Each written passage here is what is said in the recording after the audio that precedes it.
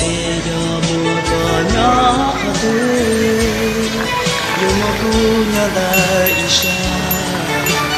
ta ibu jaya ichi tao to ke shilu rong chi chua ya ku tao ca